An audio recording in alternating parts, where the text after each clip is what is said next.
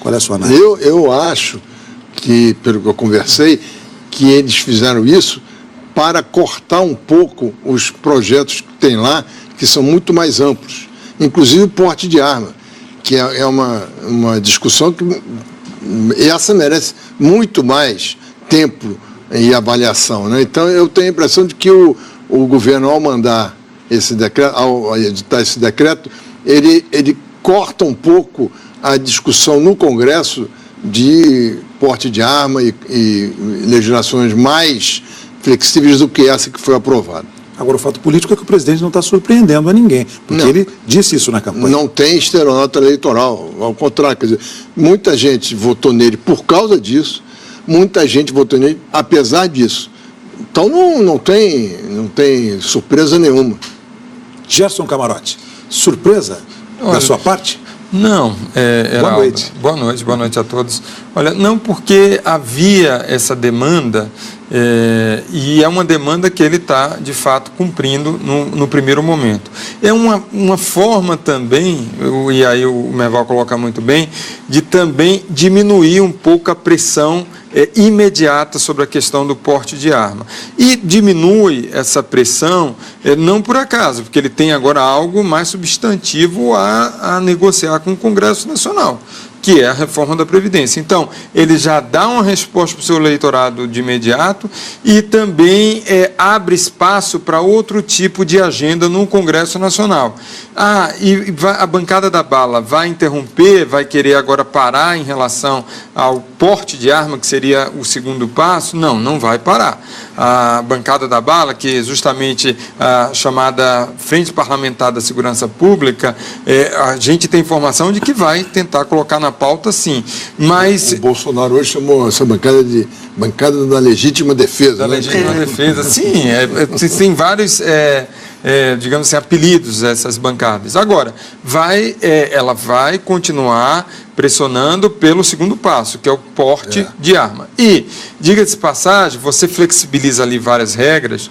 Uma me chama muita atenção, que foi a questão dos municípios, né? Porque você tinha ali a qualificação por até 10 assassinatos por 100 mil habitantes. Você iria dar uma linha de corte em vários municípios do Brasil. E aí eles mudam, passam a estabelecer por estado, e aí passa a considerar a posse de arma para todo o Brasil, Heraldo. Então, de fato, a gente viu uma flexibilização grande. Isso resolve o problema de segurança? É importante falar.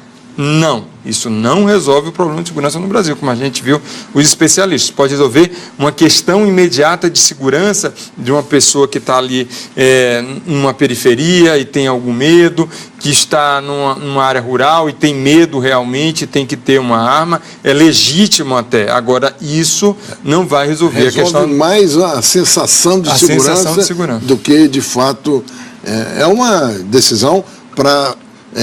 dirigida por um nicho do eleitorado que, nos centros urbanos, grandes centros urbanos... É o eleitorado masculino e de mais dinheiro. Pois é, nas zonas rurais e tal, ele está cumprindo. Mas, realmente, o programa de segurança, o próprio ministro Moro já me disse que isso não tem nada a ver com o programa de segurança. O programa de segurança é outra coisa completamente diferente. Você falou com o ministro Moro antes da entrevista aqui? Vamos falar de novo, hein?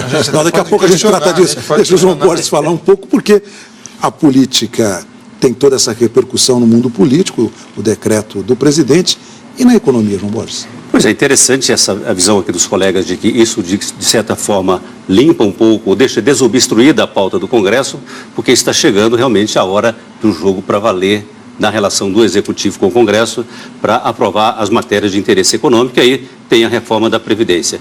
Quer dizer, a situação econômica, ela vem numa estabilidade precária, ou seja, o país continua numa situação difícil, e agora chega o momento.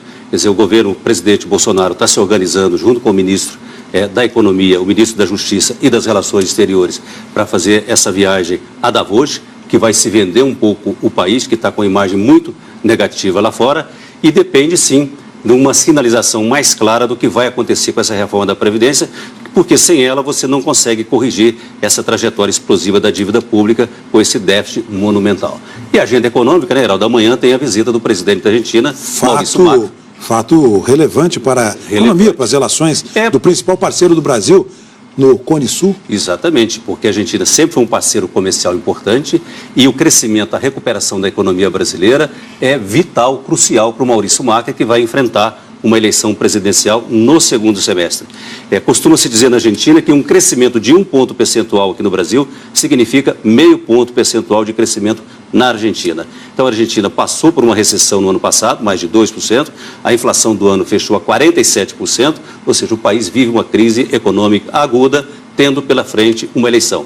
Então, esta agenda de Maurício Macri, amanhã aqui em Brasília, será fundamentalmente econômica, além da questão da relação dos dois países, a questão do Mercosul, mas também para completar a questão da segurança e do problema da tríplice fronteira, ou seja, a região aí de Foz do Iguaçu. São todos assuntos que interessam muito aqui aos países do Mercosul, aos países do Cone Sul, né, Paulo? Essa questão da segurança é um problema sério para todos os países aqui. E eu acho que os governos deveriam, há muito tempo, estarem trabalhando juntos, inclusive por causa da fronteira, né? Pela fronteira que entra arma, entra droga, entra tudo. Então, é preciso ter um programa comum aos países, especialmente os da nossa fronteira. E o presidente Macri, né, Cristiana, não esteve na posse do presidente Bolsonaro. Exatamente, naquele dia, né, isso causou grande repercussão, a ausência dele foi muito notada e o chanceler dele fez questão, o embaixador também, de anunciar que a agenda dele com o presidente Bolsonaro estava marcada para o dia 16, como vai acontecer amanhã, com essa agenda tão extensa e tão importante para os dois países. E a questão da segurança na tríplice fronteira, que é Brasil, Argentina e Paraguai, essa cresce em termos de preocupação, porque é uma área que algumas coisas têm acontecido que está alertando os 3 países. Adorei você falando tríplice fronteira. É tão difícil, né? É difícil para a gente falar. Gerson Camarote. Fronteira de 3 países. Isso. Gerson Camarote, e a movimentação no Congresso já com esse cenário de reformas? Olha, eu acho que esse é o segundo ponto, né? O Bolsonaro, essa semana, o presidente Bolsonaro, tenta emplacar uma agenda positiva, né? Foi meio confusa os dias da posse e a sequência imediata. Semana passada também teve muita confusão, até mesmo o presidente chegou a ser desautorizado num dado momento, por integrantes até da equipe econômica. Então, agora é o momento de tentar emplacar uma agenda positiva.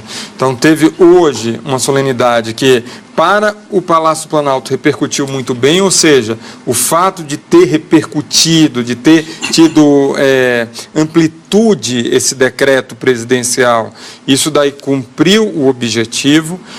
Agora a gente vai ver uma segunda fase, que é criar uma vacina para a reforma da Previdência, que vai ser a medida provisória de combate às fraudes, ou seja, vai dar uma justificativa também para quem ainda tem resistência à reforma da Previdência.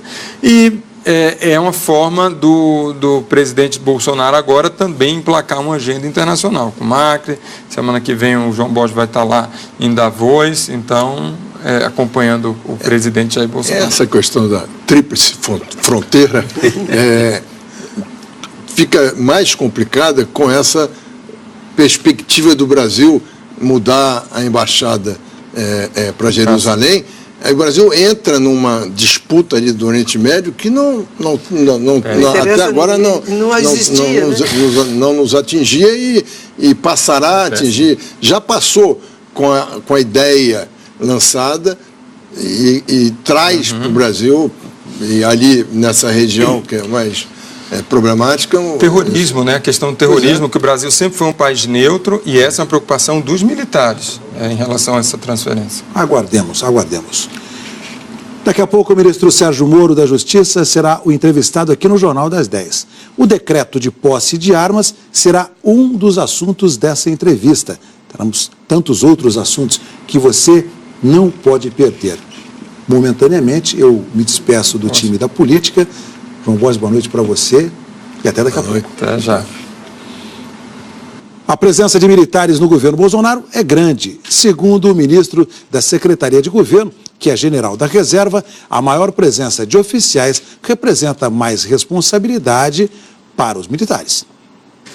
A imagem do presidente Jair Bolsonaro ladeado por militares é rotina dentro do governo. Desde o início do mandato, há 15 dias, o presidente tem feito questão de prestigiar as cerimônias que envolvem as Forças Armadas. Hoje à tarde participou de mais uma, a troca do Batalhão da Segurança do Palácio do Planalto pelos próximos 6 meses. Saiu a Guarda Presidencial e entrou o Regimento de Cavalaria de Guarda, os Dragões da Independência.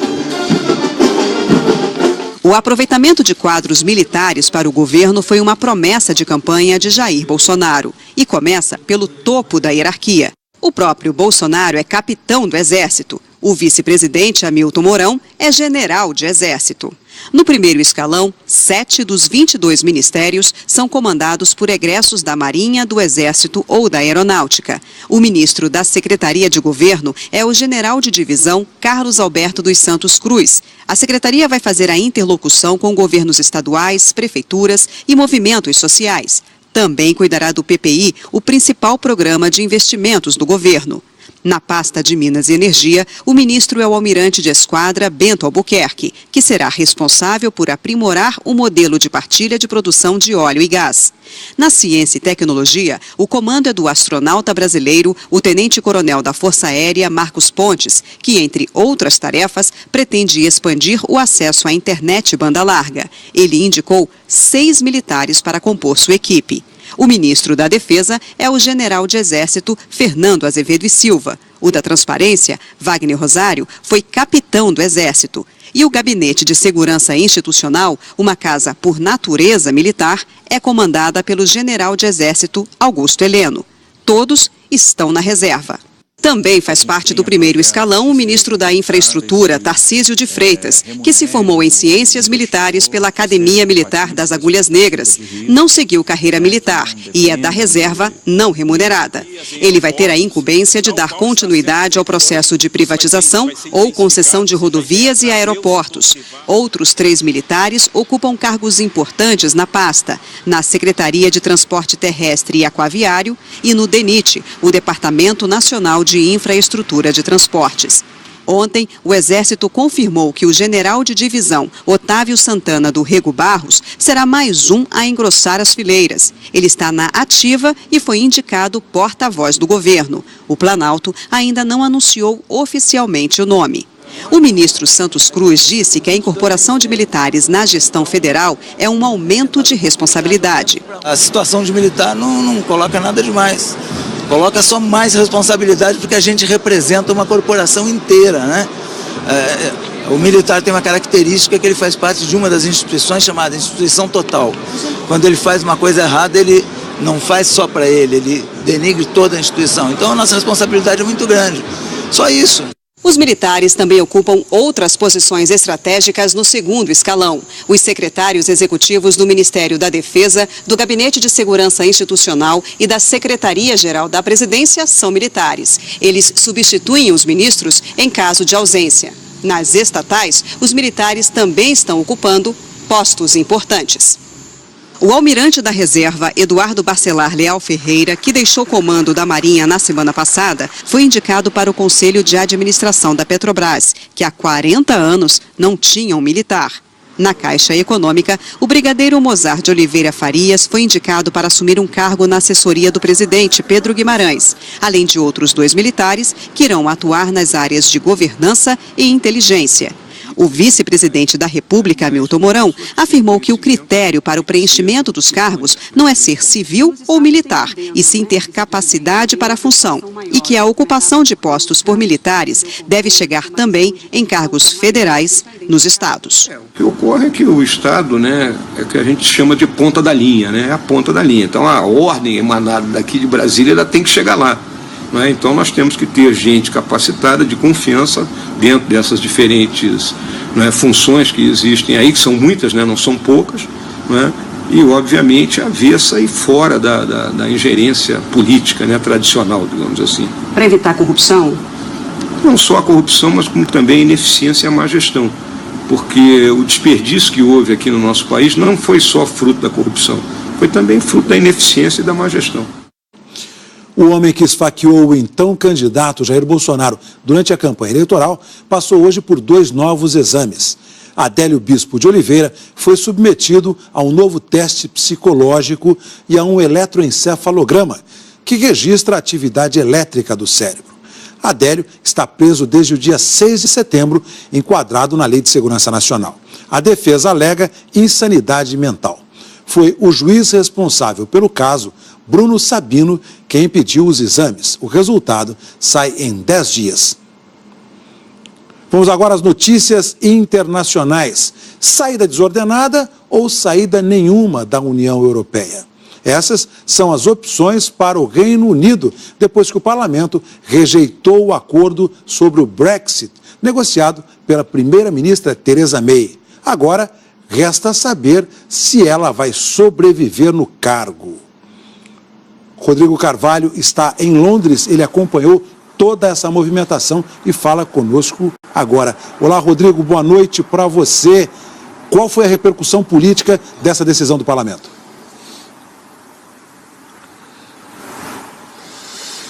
Que dia, Heraldo, aqui em Londres, e que noite deve estar vivendo a primeira-ministra Theresa May. 00:30 por aqui agora. Uma diferença muito grande de votos, né? Esperava-se uma derrota por 100 votos, pouco mais de 200 no fim das contas, daqui a pouco eu falo disso, trazer repercussão política. Começando aí para a gente mostrar, o presidente da Comissão Europeia, Jean-Claude Juncker, disse assim: eu recebo com tristeza o resultado da votação na Câmara dos Comuns esta noite. Peço ao Reino Unido que esclareça suas intenções o quanto antes. O tempo está quase no limite. Agora o Donald Tusk, presidente do Conselho Europeu, deixou uma perguntinha. Se um acordo é impossível e ninguém quer acordo nenhum, ou seja, uma saída abrupta da União Europeia, então quem vai ter finalmente a coragem de dizer qual é a única solução possível? Dando a entender que está na hora de o Reino Unido desistir dessa história de Brexit. Na verdade, as autoridades europeias já disseram que o Reino Unido pode tomar essa decisão a qualquer momento. Outras repercussões falaram o presidente francês, Emmanuel Macron, que disse que saída sem acordo seria uma solução péssima para o Reino Unido, que assusta todas as partes envolvidas, e o mesmo disse o líder espanhol Pedro Sánchez, o socialista Pedro Sánchez, que também falou que está preocupado com essa possibilidade. Uma informação de bastidores, Heraldo, já há uma movimentação de lideranças políticas aqui do Reino Unido para que o prazo do Brexit seja adiado. Em tese, falo em tese porque amanhã é outro dia importante por aqui, o Reino Unido sai da União Europeia no final de março, 29 de março, mas já há essa movimentação diante dessa incerteza que o Reino Unido mergulhou de vez hoje depois dessa derrota de Theresa May, Heraldo. Rodrigo, você acredita que com esse cenário a Theresa May consegue se manter no cargo de primeira-ministra?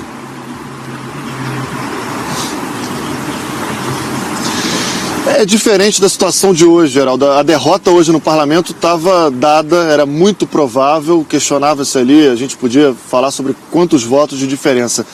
Amanhã é diferente pelo seguinte: Theresa May, ainda que tenha resistência dentro da própria base conservadora, essa base, esses deputados, não vão amanhã, numa votação, correr o risco de entregar o poder para o Partido Trabalhista. O que vai acontecer amanhã? É o que se chama aqui de voto de desconfiança, ou voto de não confiança. Uma ferramenta dentro do jogo democrático britânico em que a oposição fala assim: olha, não há condições, essa casa não confia na chefe de governo Theresa May. E amanhã vai ter uma votação. Ela pode sim se segurar no cargo. O que aconteceria? Se ela continuar no cargo amanhã, ela vai ter 3 dias, segunda-feira ela vai ter que apresentar um plano B. Sabe-se lá que plano é esse, já que o Reino Unido não pode mais renegociar os termos com a União Europeia. Outra possibilidade é ela cair amanhã, por isso é um dia tão importante, e aí o jogo está aberto. A gente pode ter novas eleições gerais ou, quem sabe, até um segundo plebiscito. Mas vamos por partes e agora a gente vai mostrar como foi esse dia de votação muito importante por aqui. Vamos ver. Antes da votação, uma Londres agitada sabia que a derrota de Theresa May era questão de tempo. E essa era uma certeza de manifestantes dos dois lados. Well, I think she's going to lose the vote, and I'm glad that she lose the vote, and she should hold her hands up and give the people an election. I ultimately think the vote's not going to pass, and I'm very worried that Parliament are going to go, it's time to just cancel Brexit. And I really firmly believe in Brexit. Dentro do parlamento, depois de um dia inteiro de debates e de apelos da primeira-ministra, a derrota veio com mais força do que se esperava. The ayes to the right, 202. The noes to the left, 432. So the noes have it, the noes have it. Theresa May reconheceu o fracasso, mas alfinetou a oposição. It is clear that the House does not support this deal, but tonight's vote tells us nothing about what it does support. Nothing about how, or even if it intends to honour the decision the British people took in a referendum Parliament decided to hold. O líder da oposição, Jeremy Corbyn, não perdeu tempo. Imediatamente questionou a capacidade de Theresa May continuar no governo. The result of tonight's vote is the greatest defeat for a government since the 1920s in this House. I have now tabled a motion of no confidence in this government. A Globo News acompanhou ao vivo a reação dos britânicos depois do resultado da votação. A derrota de Theresa May provocou uma situação que agora a gente tem o encontro dos dois grupos. Desse lado aqui, o grupo que defende a União Europeia, a permanência do Reino Unido no bloco europeu, comemorando e vendo nesse resultado uma esperança de Theresa May cair, de ter novas eleições gerais ou quem sabe até um segundo plebiscito. Mas curiosamente um grupo que defende a saída do país do bloco europeu comemora também porque acha que com esse resultado o Brexit pode acontecer na marra, de forma abrupta, sem um acordo. What do we want? Brexit! When do we want it? Now! What do we want? Brexit! When do we want it? Now! It better happen. The people voted and the government needs to respect democracy. How it's going to happen? We have no deal? Hopefully. That's what I would want. Don't you think that would be something bad for the economy? No. I think Britain is a strong country. It doesn't mean it's a no-deal Brexit. It means we're closer to stopping Brexit. What happens now? She's got 3 days to come back with a plan B. What is plan B going to be? Plan A wasn't very good. So, what will plan B be? Do frio londrino, a manifestação dos londrinos. Rodrigo, eu me despeço de você. 8 graus aí em Londres nesse momento e vou direto para os Estados Unidos, onde nós já temos aqui o Guga Chakra. Boa noite, Rodrigo. Até mais. Guga Chakra está conosco. Guga Chakra está direto de Nova York. Boa noite, Guga. Em relação agora ao Brexit, a incerteza parece geral, pelo menos também da perspectiva americana? Sem dúvida alguma, Heraldo. Ninguém sabe o que pode acontecer no Reino Unido. Agora é cada dia uma grande novela, cada dia um novo episódio. Amanhã, como o Rodrigo explicou, vai ter o voto de não confiança sobre a permanência da Theresa May no cargo de primeira-ministra. Ela tem boa chance de permanecer no cargo, até porque os conservadores, os Tories, o partido dela, tem medo de que sejam convocadas novas eleições, com risco até dos trabalhistas vencerem. Mas ela permanecendo no cargo, qual vai ser o acordo? Não tem muita solução. É muito fácil criticar a Theresa May, Heraldo, mas ninguém apresenta uma solução alternativa. As duas únicas que se apresentam ou convoca um novo plebiscito, ou então você tem o Brexit sem nenhum acordo. É interessante frisar, a Theresa May deixou muito claro. O Jeremy Corbyn, que fica criticando, o líder do Partido Trabalhista, o líder da oposição, a critica muito, mas ele não fala o que ele apoia. Há membros do Partido Trabalhista que defendem um novo plebiscito ou até a permanência do Reino Unido no bloco. Alguns defendem o Brexit sem acordo, mas é uma minoria. Mas ele, particularmente, não diz nada. Ela tentou agradar a todos com esse acordo dela, que ela negociou com a União Europeia, mas no final, Heraldo, o fato é que desagradou todo mundo e o cenário é caótico no Reino Unido. Guga, você acha que os termos de um eventual outro acordo, enfim, dessas discussões, todo esse debate, deve mudar muito em relação ao que se discutiu ao longo desses tempos? Olha, Heraldo, em 2 anos o acordo que se chegou é esse que a gente observa agora. Não tem. Porque a União Europeia, a gente não pode esquecer, tem o que o parlamento pode chegar a um acordo, mas será que a União Europeia vai aceitar? A União Europeia vai permitir que haja maiores concessões? É muito difícil. O acordo que ela conseguiu com a União Europeia é esse. Ninguém diz qual que pode ser a alternativa. Por exemplo, o que você vai fazer na fronteira da Irlanda com a Irlanda do Norte? Vai colocar uma barreira ali? É complicado. Então, é um cenário muito difícil. Não tem alguns acordos que falam similar ao que tem a Noruega, mas a oposição a um acordo similar à relação da Noruega com a União Europeia é tão grande quanto. Ela não conseguiria aprovar. O que sobrou é o Brexit sem acordo ou, quem sabe, a convocação de um novo plebiscito. Porque um outro acordo, por enquanto, é difícil, mas vai saber, talvez ela consiga. Seria uma grande vitória depois dessa massacrante derrota de hoje. Guga Chakra ajudando a encaixar os fatos internacionais aqui no Jornal das 10. Obrigado, boa noite para você. Nosso tema agora é o segundo dia do italiano Cesare Battisti na prisão. Guardas do presídio na Sardenha divulgaram os primeiros comentários dele. Battisti afirmou que está doente e que a prisão, depois de 38 anos de fuga, é uma derrota, mas ao mesmo tempo um alívio. Pelos comentários que fez nas últimas 48 horas, Cesare Battisti poderia estar próximo de contar tudo o que ele, fugitivo durante 37 anos, nunca contou. O irmão Domênico disse que os companheiros não deixavam que ele falasse. Foram os companheiros que, ao serem presos, denunciaram Cesare Battisti. O irmão sustenta também que as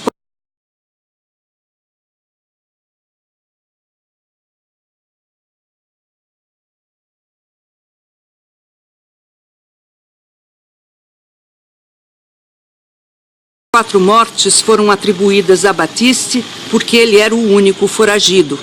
No voo da Bolívia à Itália, como relatou o jornal italiano Corriere della Sera, Battisti teria dito aos agentes que estava muito cansado e que a captura representa uma libertação. Teria declarado também que é culpado, mas não de tudo pelo qual foi condenado. Na cadeia de Oristano, o italiano afirmou que está doente e que aos 64 anos, para ele, está tudo acabado. O terrorismo dos anos 1970 na Itália é uma página que ainda não foi virada. Aqui não houve anistia. Os condenados cumpriram longas penas e parte deles fugiu para o exterior, como Cesare Battisti. Há pelo menos 50 acusados vivendo em outros países. E a Itália quer trazê-los de volta para que prestem contas à justiça.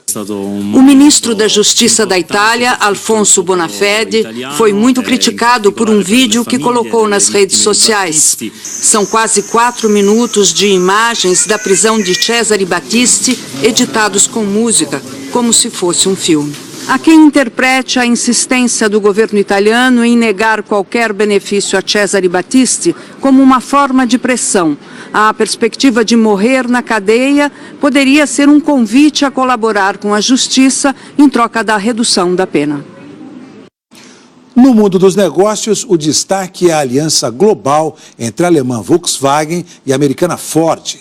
As concorrentes anunciaram hoje que vão unir forças e compartilhar projetos de veículos. O objetivo é cortar bilhões de dólares em custos e investir em novas tecnologias. O anúncio foi feito durante o Salão do Automóvel de Detroit, nos Estados Unidos. As montadoras, antes rivais, agora vão trabalhar juntas no desenvolvimento de vans comerciais e picapes médias. Esses novos modelos devem estar disponíveis para o mercado global a partir de 2022. So we are combining the platforms, the technology, which will make us much more competitive in that segment. O acordo, que começou a ser discutido em junho do ano passado, também envolve a produção de carros elétricos e autônomos, que exigem altos investimentos. I think it's a partnership which is for both companies very beneficial in times when we have to spend a lot into new technology, into the technological change of the industry. A aliança será dirigida por um comitê que vai incluir os presidentes das duas empresas e não envolverá fusão ou troca de participações acionárias. Vamos ver o que mais foi notícia no mundo, na voz de Natália Toledo. O vice-presidente americano ligou para o presidente da Assembleia Nacional da Venezuela, Juan Guaidó, em mostra de apoio. Segundo a Casa Branca, Mike Pence afirmou a Guaidó que o parlamento, que é controlado pela oposição, é a única instituição democrática da Venezuela. Mais cedo, Guaidó fez um apelo para que o exército deixe de apoiar o presidente Nicolás Maduro. A Assembleia aprovou um acordo se comprometendo a conceder anistia aos militares que apoiarem a democracia no país. Pelo menos 5 pessoas morreram num grande ataque a um complexo hoteleiro em Nairobi. O número de feridos ainda não foi divulgado. Homens armados atiraram e lançaram bombas no estacionamento. Depois entraram no lobby de um hotel, onde um suicida também detonou explosivos colados ao corpo. O grupo militante extremista Al-Shabaab, da Somália, reivindicou a autoria do atentado. Uma caravana com cerca de 800 migrantes saiu de Honduras em direção aos Estados Unidos. O grupo organizou a marcha, apesar de milhares de centro-americanos serem impedidos há semanas de entrar em solo americano a partir da cidade mexicana de Tijuana. Eles saíram da América Central em outubro. O presidente Donald Trump afirma que vai continuar bloqueando a fronteira. A China emitiu um alerta de segurança para seus cidadãos que desejarem viajar ao Canadá. O comunicado saiu em represália a uma crítica do primeiro-ministro canadense. Justin Trudeau chamou de arbitrária a pena de morte aplicada contra um canadense acusado pelos chineses de tráfico de drogas. Também em resposta a Trudeau, a China criticou a prisão de uma executiva chinesa no Canadá, a pedido dos Estados Unidos, no final do ano passado.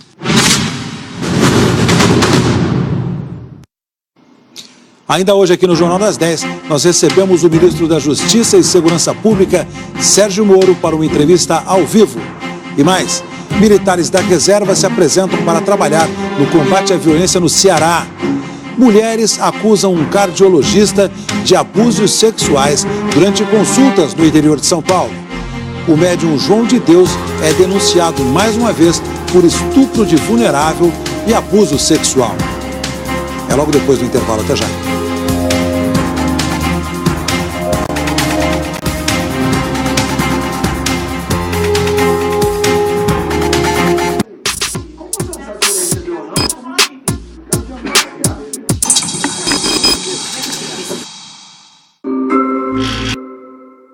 A Bia ajuda milhares de brasileiros todos os dias. Bia. Será que ajuda? Tô sem grana, cheio de conta. Precisando de crédito? Fale com a Bia. Ela ajuda inclusive quem ainda não tem conta no Bradesco. Bia, como é que fechou a bolsa? Por que eu não tenho uma conta no Bradesco ainda? Quero abrir uma conta. Ih, esqueci a carteira. De novo. Ih, ajuda aí. Relaxa, dá pra pagar com o celular. Mas quer atender? A Bia entende e aprende com você. Bia, eu preciso de... Quem é Bia? Fale com a Bia e abra sua conta. Bradesco, pra frente.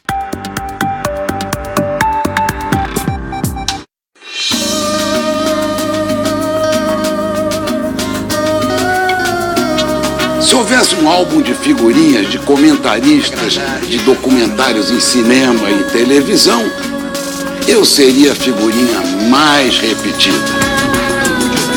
E no próximo programa vou contar para vocês como eu virei um ator de documentários.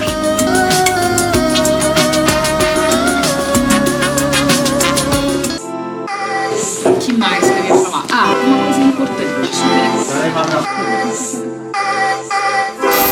Novo presidente da República, logo mais eleição para escolher os presidentes da Câmara e do Senado. E também no Poder Judiciário a gente tem um presidente que chegou não faz muito tempo. Ou seja, os 3 poderes sob nova direção. Eles serão temas de programas especiais aqui nessa mesa. É o painel no Verão da Política.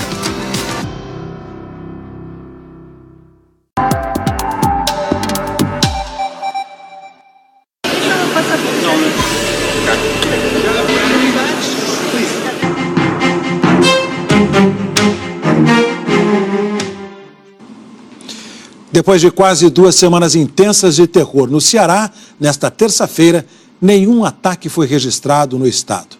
1.200 policiais da reserva começaram a se apresentar para reforçar a segurança nas ruas. Até agora, são 400 a 500 policiais militares por turno.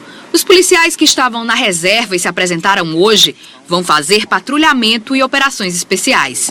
Apenas os que moram fora do estado ou que estão inativos há mais de 5 anos foram dispensados. Eles vão para o policiamento ostensivo, né? Devem ocupar viaturas, motos, o mesmo serviço de polícia que todos trabalham. Não vamos ter distinção entre foi convocado ou está nativo. O importante é que ele esteja apto para defender o nosso estado. O prazo para comparecer ao batalhão e preencher a ficha onde se declaram aptos ao trabalho é quarta-feira. A gratificação pelo serviço, além do salário da reserva, varia de R$ 900 e R$ 1.300. Passei 35 anos na ativa, então eu estou aqui para prestar mais um pouco de serviço que eu ainda posso prestar minha corporação. Para mim é uma honra voltar e servir, porque o Estado está necessitando do nosso potencial. Desde o dia 2 de janeiro, 46 cidades do Ceará sofreram 205 ataques. Mais de 370 pessoas já foram detidas. Pela primeira vez, durante toda a noite de segunda-feira, apenas uma ocorrência foi registrada. Foi na cidade de Guaiúba, região metropolitana de Fortaleza. Ninguém se feriu, mas o ônibus ficou completamente destruído. Esse tipo de imagem, além da sensação de insegurança da população, gera ainda transtornos como lixo acumulado nas ruas, serviço que aos poucos vem sendo normalizado. É que alguns caminhões de coleta também foram destruídos. Olha, a situação no Ceará não parece ser isolada, por mais que tenhamos as peculiaridades do caso em si. Governadores de outros estados do Nordeste e o próprio governo federal trataram de se juntar às autoridades cearenses na ação para a retomada da ordem pública. Afinal, parece haver riscos da mesma proporção em grande parte do sistema penitenciário. Sobre isso, o governador do Ceará, Camilo Santana, terá audiência nesta quarta-feira com o ministro da Defesa, Fernando Azevedo Silva. Juntos, eles poderão chegar a uma estratégia que envolva as demais unidades da federação nesse drama das prisões, que é um tema de segurança pública e que inquieta muito a população do nosso imenso Brasil. Como nós já dissemos, amanhã o Jornal das 10 recebe aqui no estúdio o governador do Ceará, Camilo Santana, para falar sobre a onda de violência no estado. O Ministério Público de Goiás denunciou pela segunda vez o médium João de Deus por estupro de vulnerável e violação sexual mediante fraude. A segunda denúncia se refere a crimes contra 5 mulheres durante tratamentos espirituais realizados entre 2009 e julho do ano passado. Relatos de outras 8 vítimas também estão no processo. Elas contam que foram abusadas na década de 90. São casos que já prescreveram, mas, segundo os promotores, ajudam a embasar a denúncia. Entre esses casos está o de uma mulher que relatou ter sido abusada pelo médium aos 8 anos de idade e depois novamente aos 13. São vítimas dos estados de Goiás, São Paulo, Santa Catarina, Rio de Janeiro, Minas Gerais, Maranhão, Distrito Federal, Rio Grande do Sul. João de Deus já é réu por estupro de vulnerável e violação sexual mediante fraude, apontados na primeira denúncia, que cita outras 4 vítimas. Em nota, um dos advogados de João de Deus reclamou que o Ministério Público não dá vista do processo e que a defesa é obrigada a ler tudo 20 minutos antes do interrogatório. Ontem, o médium foi ouvido pela segunda vez. O MP disse que a defesa foi avisada na última sexta-feira sobre o interrogatório desta segunda e que o procedimento sempre esteve à disposição dos advogados. João de Deus está preso há um mês em Aparecida de Goiânia e diz que é inocente. Hoje, a Justiça de Goiás negou mais um pedido de habeas corpus ao médium. E o Ministério Público, além da segunda denúncia, fez mais um pedido de prisão preventiva para proteger as vítimas nessa fase de depoimentos.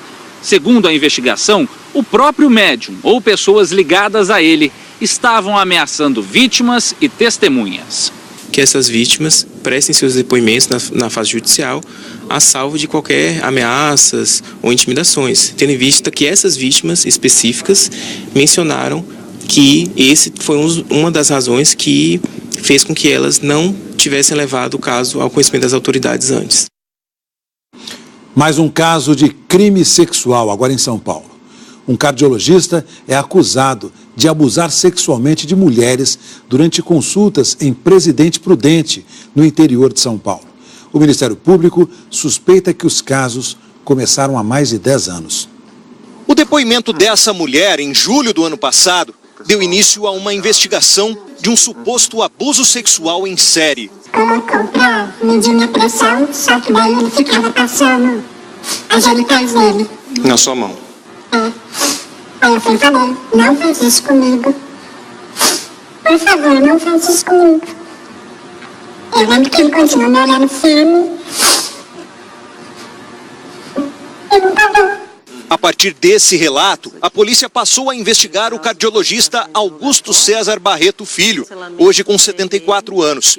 Descobriu que já existiam denúncias na Delegacia de Defesa da Mulher de Presidente Prudente há pelo menos 10 anos. A polícia então entrou em contato com atuais pacientes do médico.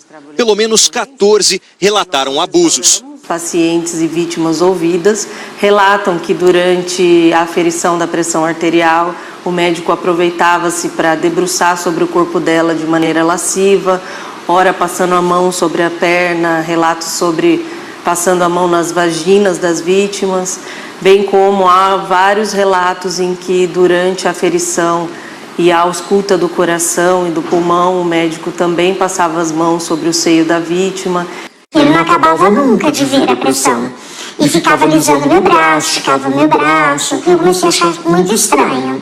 De ficar alisando meu braço e parecendo assim que queria que a minha mão ficasse muito próxima dele. E eu ficava recuando a minha mão. Eu fiquei deitada, ele pegava o braço direito dele para colocar o aparelhinho aqui, né, para fazer a ausculta. Aí ele colocava todo o braço dele em cima da minha barriga. Ele começou a agir de um modo estranho. Ele pegou e foi para pegar na minha coxa e ele tentou colocar a mão por baixo da minha calça. Foi a hora que eu meti a mão, dei um tapa nele com força e questionei o que estava acontecendo ali. E pela segunda vez ele veio e deu um sorriso malandro. Tentou pela segunda vez, aí eu dei um tapa mais violento. Aí ele pegou e se esquivou e tentou se livrar com bom humor, dizendo que eu era muito brava. Em dezembro, a delegada do caso chamou Augusto César Barreto Filho para prestar depoimento, mas ele permaneceu em silêncio. Depois disso, a defesa do cardiologista afirmou que o médico pediu o desligamento do Conselho Regional de Medicina, mas o cadastro dele continua ativo no site do CRM. Com base nesse fato, o Ministério Público Estadual apresentou denúncia de violação sexual mediante fraude e pediu a prisão preventiva do cardiologista. A Justiça ainda analisa o pedido. A maneira de execução do crime, geralmente praticado no sigilo ali do consultório, revela a periculosidade acentuada e são elementos suficientes, sim, para decretar preventivo. Eu acredito, sim, que ele pode praticar esse tipo de ato mesmo no consultório ou em outro lugar, porque a natureza dele é voltada para esse tipo de ação. Novas vítimas dos supostos abusos continuam a procurar a polícia. Só nesta terça-feira foram mais 2. A paciente que deu início às investigações afirma ter esperança na justiça. Eu poderia ter gritado? Poderia. Poderia ter levantado? Poderia. Não fiz. Por medo. Medo do homem. Medo porque ele era médico. Precisava alguém tomar o primeiro passo. E eu fiz isso. A defesa do médico Augusto César Barreto Filho afirmou que ainda não foi comunicada formalmente pela Justiça. Veja outras notícias do Brasil no Giro dos nossos repórteres. Olá, Heraldo. A Polícia Federal de Sorocaba investiga um site que usava filmes, músicas e séries irregularmente, sem pagar direitos autorais. Foram cumpridos 9 mandados de busca e apreensão em 7 cidades de 5 estados: São Paulo, Rio de Janeiro, Espírito Santo, Paraná e Goiás. O site tem cerca de 9 milhões de acessos por ano e é hospedado num servidor americano. A polícia estima que cerca de 30 pessoas participavam da manutenção deste site, que inclusive já foi tirado do ar aqui no Brasil. A embarcação de Rio Grande, com 10 tripulantes, foi flagrada na madrugada de domingo em Águas Uruguaias, a cerca de 130 quilômetros do porto de La Paloma, a mais ou menos 2 horas de viagem da cidade do Chuí, no sul do Rio Grande do Sul, fronteira com o Uruguai.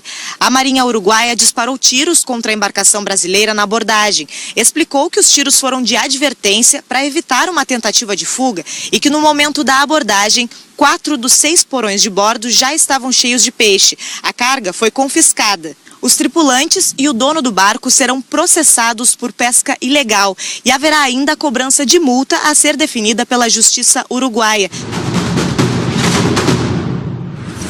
Na capital paulista, uma mulher de 39 anos que ia para a maternidade de metrô não chegou em tempo ao hospital e entrou em trabalho de parto perto das escadas rolantes da estação do Brás, que fica no centro da cidade. Ela deu à luz a um menino. Otávio veio ao mundo pelas mãos dos seguranças do metrô. Foi no início da tarde. A mãe e o bebê foram encaminhados para o hospital e passam bem. O metrô de São Paulo já registrou 24 partos nas estações desde 1976, uma média de 1 nascimento a cada 2 anos.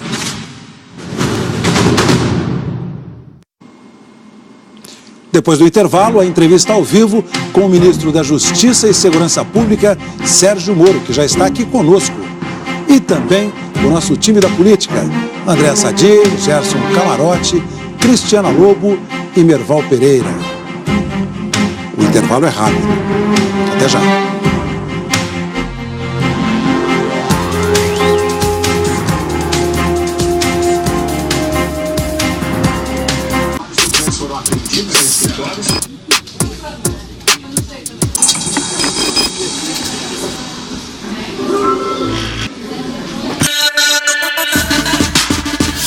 Inovação e tecnologia, a gente sabe, estão em todo canto e a cada dia estarão mais. Nosso papel aqui, do Rafael Coimbra, do Alexandre Roldão e meu, Marcelo Lins, é mostrar como a inovação e a tecnologia estão à nossa volta e também como isso pode ser usado a favor do cidadão e, eventualmente, contra. Na verdade, o governo chinês já foi além. Ele está medindo o seu jeito de andar. Hub, o seu programa de inovação, tecnologia e sociedade.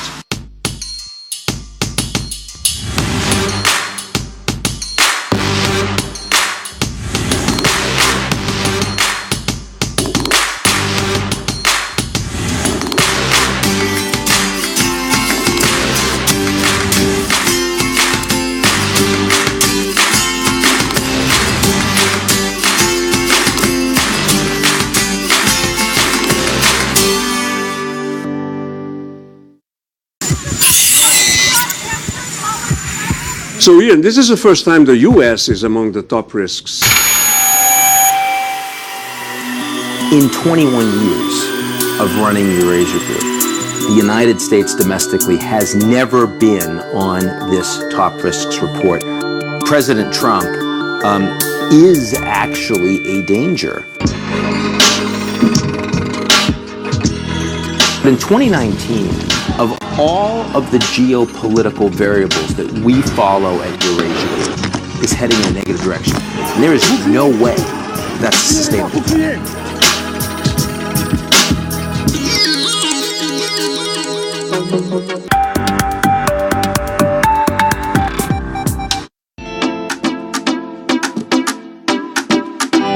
Eu estou muito animada com esse verão, porque a animação de jornalista é notícia.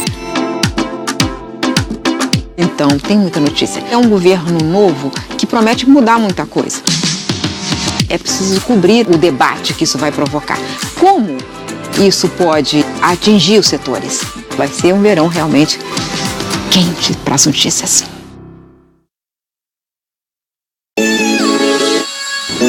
Dispensado o Jornal das 6, vai ter só Globo News em pauta.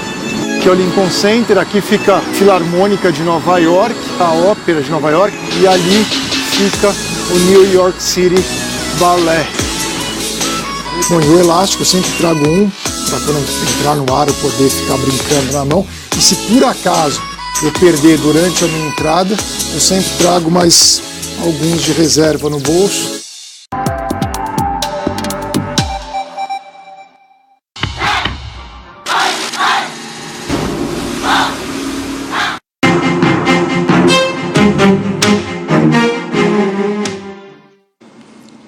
O Jornal das 10 está de volta. Conosco aqui no estúdio, o ministro da Justiça e Segurança Pública, Sérgio Moro.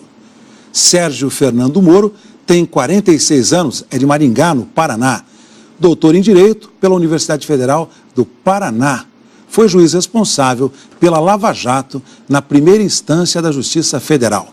Trabalhou como assistente da ministra Rosa Weber, do Supremo Tribunal Federal, em 2012, quando foi julgado o caso do mensalão do PT. No ano passado, logo que o presidente Jair Bolsonaro foi eleito, recebeu o convite para assumir o Ministério da Justiça e Segurança Pública. Aceitou o cargo e abandonou a carreira de juiz de 22 anos. Ministro, boa noite ao senhor. Boa noite, Geraldo Pereira. Boa noite, André Sadi. Boa noite, Jorge Camarote, Cristiana Lobo, Merval Pereira.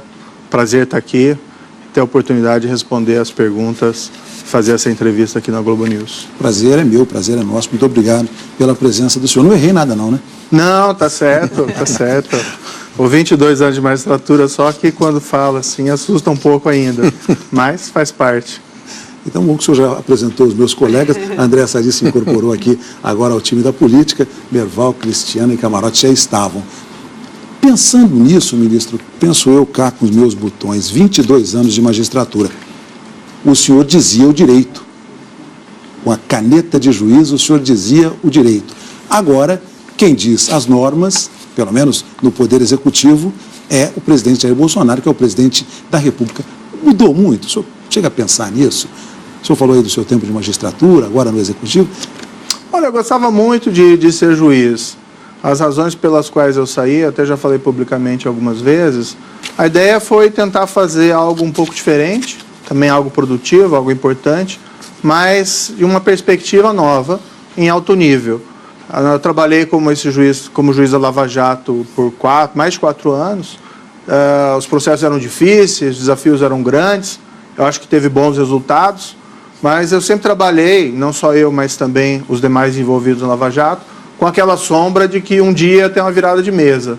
Ia vir alguma lei extravagante, que, por exemplo, de alguma anistia, ou ia deixar o trabalho mais difícil, e todos esses esforços recentes do Brasil contra a grande corrupção, e diga-se que esses esforços são reconhecidos até mundialmente, que foram esforços, vamos dizer assim, não se pode dizer que foram perfeitos, mas se avançou muito no combate à grande corrupção no Brasil, tudo isso poderia se perder. Na posição de ministro da Justiça e da Segurança Pública, a minha compreensão foi que eu poderia trabalhar como uma espécie de obstáculo a esses retrocessos e, por outro lado, seria um impulsionador de mudanças para o lado positivo. Vamos aprofundar esses avanços. Merval. Ministro, menos de 20 dias de governo e o senhor já pegou vários abacaxis, né?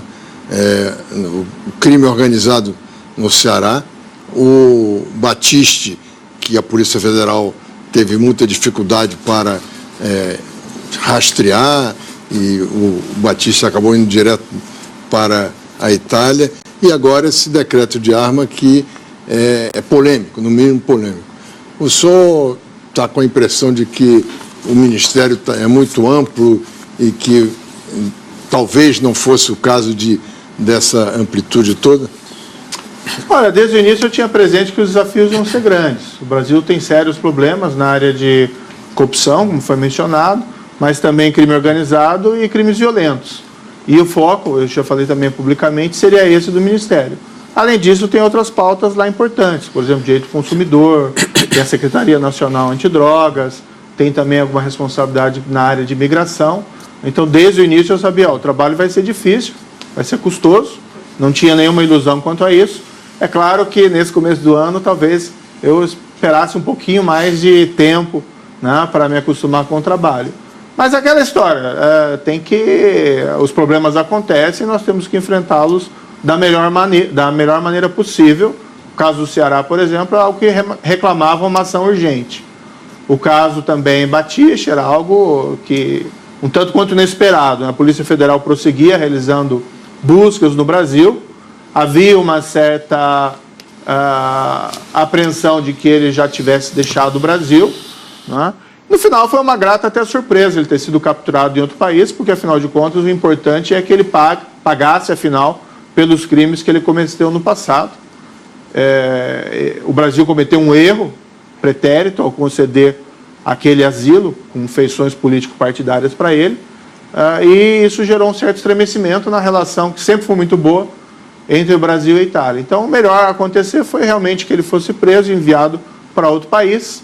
Havia, eu particularmente desejaria que ele tivesse vindo ao Brasil primeiro para depois ser enviado para a Itália.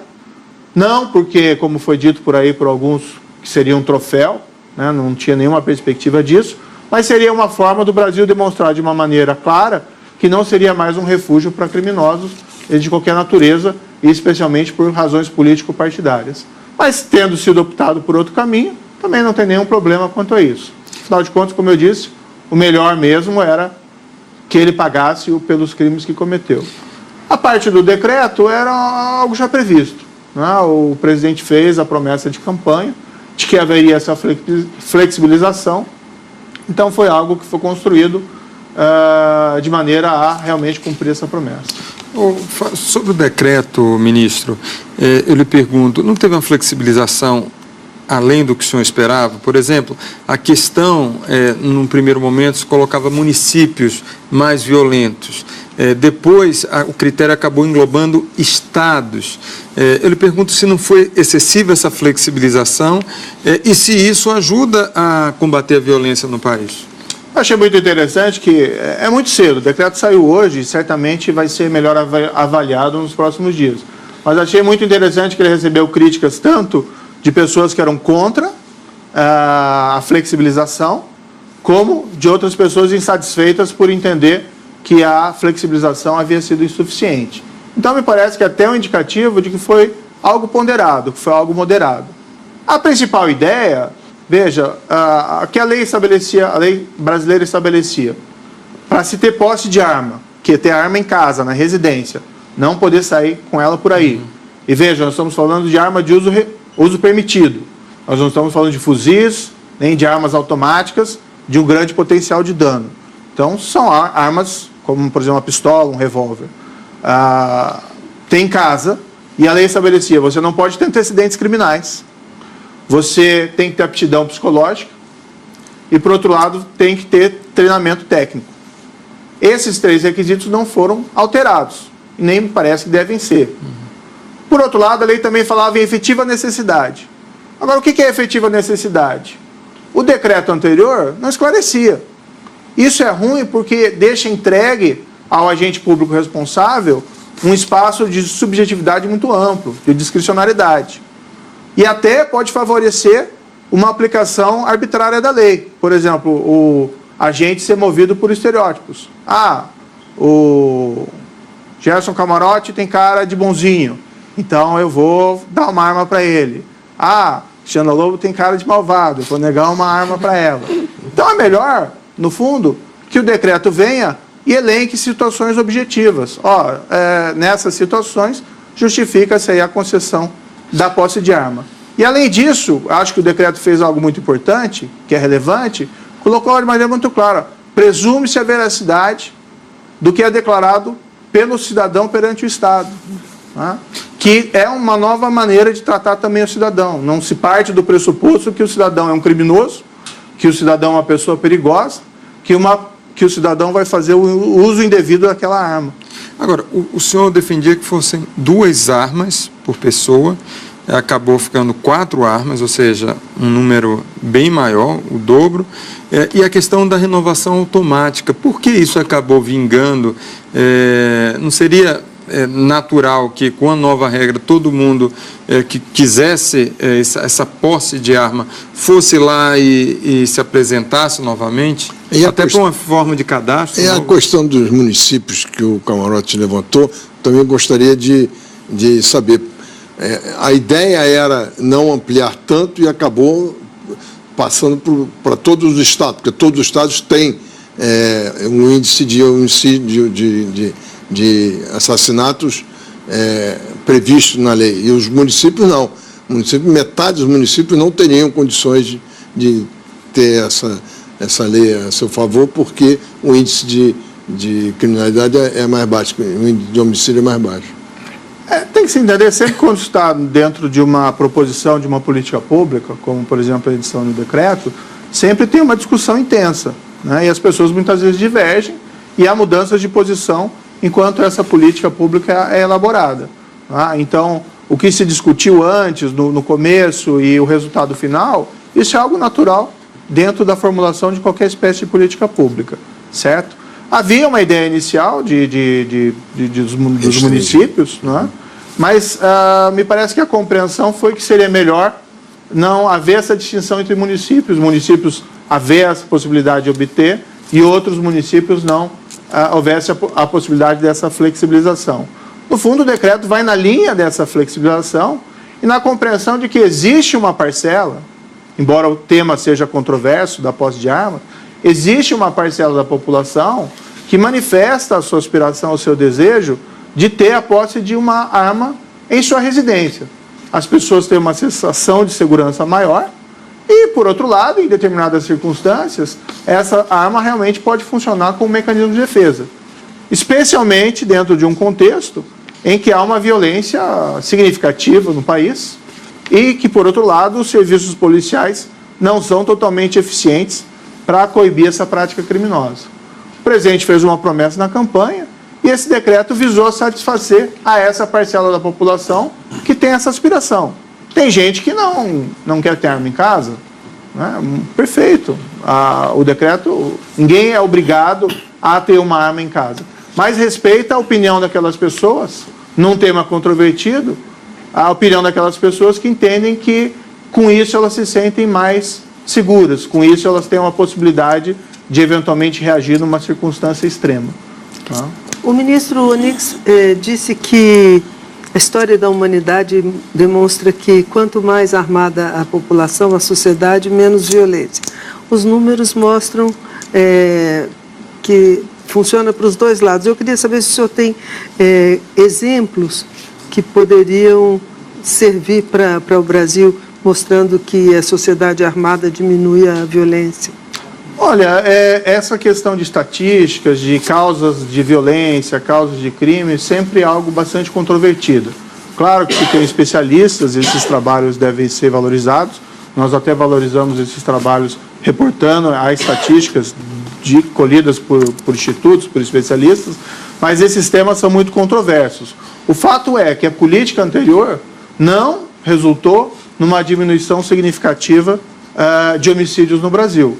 Se a política de desarmamento fosse assim tão exitosa, o que teria sido esperado é que o Brasil não batesse ano a ano recorde em número de homicídios, como veio ocorrendo desde do Estatuto de Desarmamento, dessas regras mais restritivas.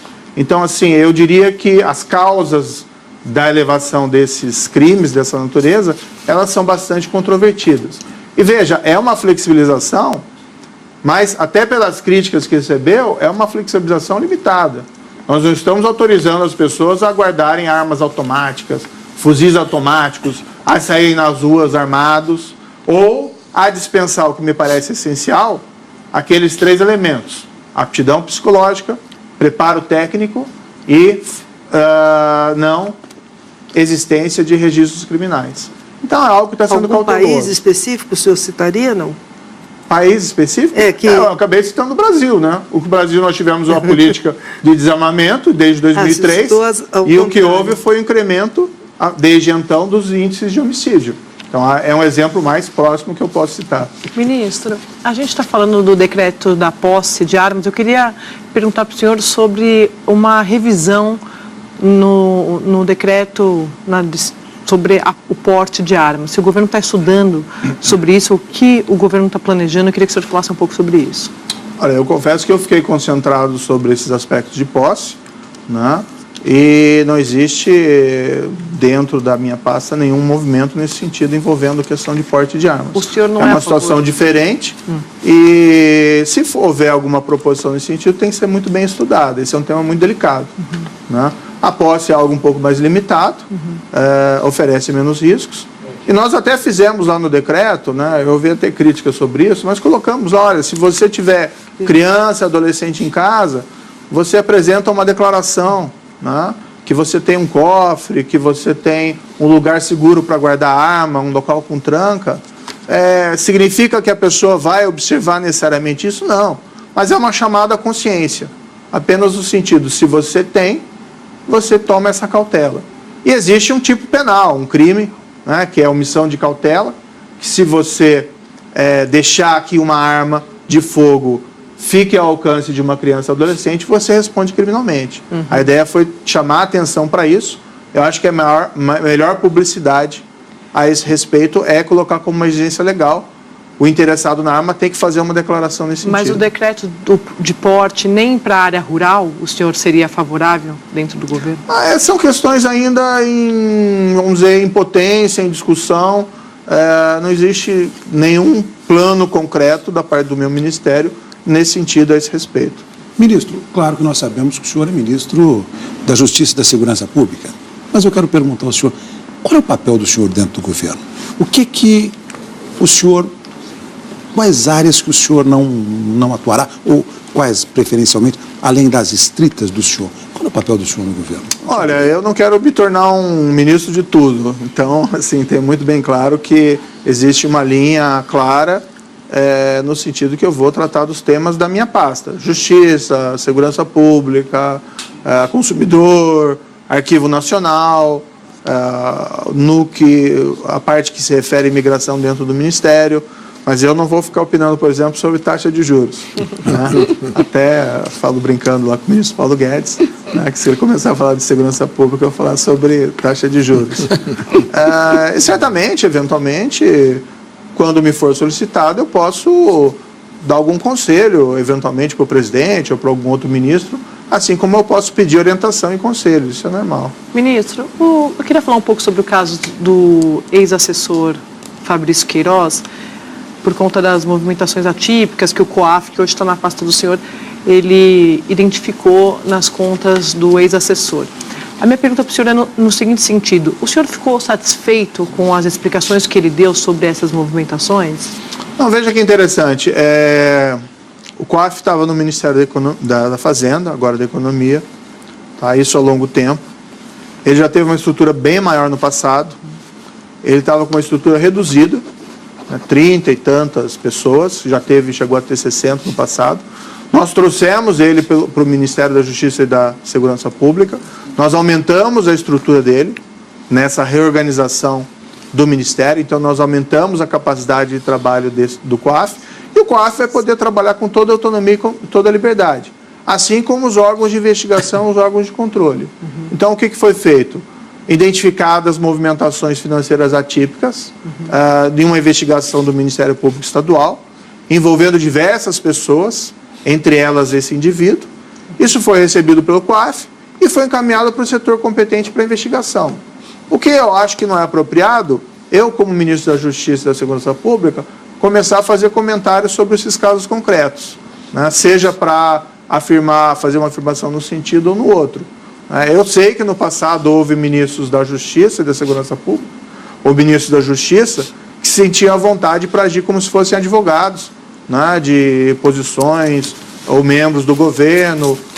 Eu acho que isso não cabe ao ministro da Justiça ou da Segurança Pública. Cabe sim garantir que os órgãos de controle e investigação possam agir com a necessária autonomia. O senhor acha que esse é um caso para a Polícia Federal? Ele está sendo investigado pelo Ministério Público do Estado do Rio de Janeiro. Né? Esse indivíduo era funcionário da Assembleia Legislativa do Rio de Janeiro. Foi identificada essa movimentação atípica. Isso tem que ser esclarecido, né? Mas tem que ser esclarecido perante os órgãos competentes. Não posso avocar o caso para o Ministério da Justiça. O senhor fica desconfortável com essa situação? Eu percebo que alguns ministros ficam numa situação desconfortável por se tratar justamente de um ex-assessor do filho do presidente. Eu acho que o presidente apresentou explicações no que se refere no que foi identificado ali, especificamente relacionado ao eventual nome dele, e os fatos estão sendo investigados e apurados. Ministro, o senhor chegou ao Ministério da Justiça com um grande currículo, notadamente na questão do combate à lavagem de dinheiro, ao crime do colarinho branco e a sua carreira na Lava Jato, o senhor ficou notabilizado por isso, enfim. O senhor assume o ministério dias, acho que 1 ou 2 dias depois, começa a crise da segurança pública no estado do Ceará, nos presídios, e a questão da segurança pública lá chegou ao ponto da gente ver as reportagens, a população amedrontada, o comércio fechando.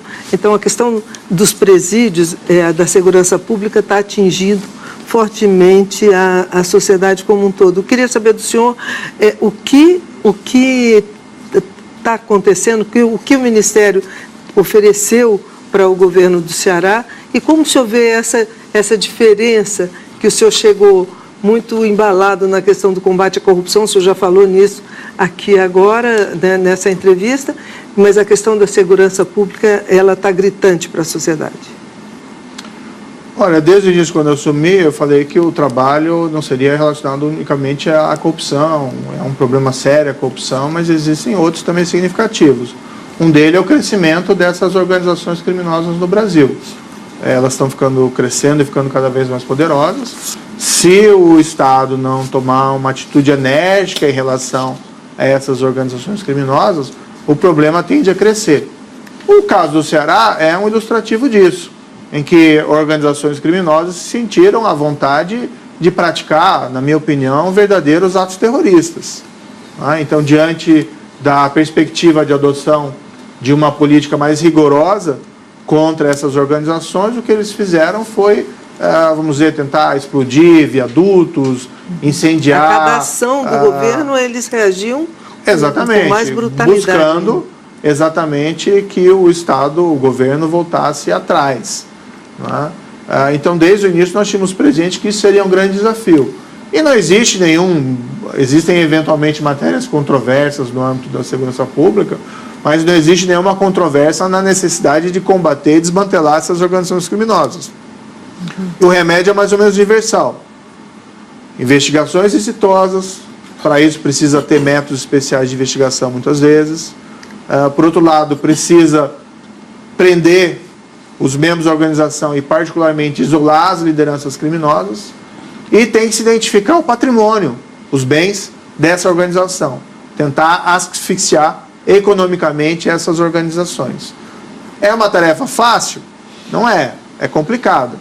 Mas, falando em exemplos exteriores, há países que tinham problemas sérios com crimes, com organizações criminosas e conseguiram, vamos dizer, talvez não desmantelar de todo, mas pelo menos enfraquecer sensivelmente. O caso da Itália com a Cosa Nostra siciliana, o caso dos Estados Unidos, haviam as famosas 5 famílias mafiosas de Nova York, algumas que inspiraram até o filme lá do Poderoso Chefão, a família Gambino, e a partir da década de 80, com investigações eficientes e com foco do FBI norte-americano, com a ação da justiça, das promotorias, essas organizações foram quase que desmanteladas, ou perderam muito da força que tinham antigamente.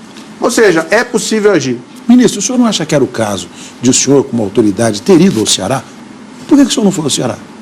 Olha, nós fomos comunicados dos problemas havidos no Ceará, nós reagimos com rapidez, enviamos de imediato a Força Nacional, logo que provocados, e por outro lado nós disponibilizamos também vagas nos presídios federais para as lideranças criminosas. Nós ficamos agindo à distância. O que o senhor achou da reação do governo do Ceará, nesse caso? A reação do governo do Ceará? Olha, ela tem sido... É uma situação difícil de ser lidada, Agora, se nós formos analisar tanto o trabalho que tem sido feito pelo governo federal como o trabalho que tem sido feito pelo governo estadual, em cooperação, os incidentes têm diminuído sensivelmente. Mas é isso que eu estava querendo perguntar. A impressão que se tem é de que não houve nenhuma mudança, que não houve nenhuma diminuição da ação criminosa no Ceará, mesmo com toda a força nacional que vocês mandaram. Não, ao contrário, houve um pico, acho que foi pelo dia 6 de janeiro, um pico de 77 incidentes, e hoje está menos de 6 incidentes por dia.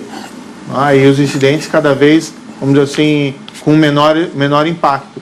Houve sim uma diminuição sensível. O senhor acha que a situação está voltando ao normal? Sim, certamente. Claro que sempre podem haver retomadas dessas ações, podem haver novos picos, mas é reconhecido que a situação está caminhando para a normalidade. O senhor acha que já está na situação de normalidade? Não, caminhando para a normalidade. Veja, toda a ação gerou uma reação e, com o tempo, essa ação foi deixando a situação mais controlada dentro do Estado. Ô, ministro, eu percebi aqui a área de inteligência do governo preocupado com o efeito cascata.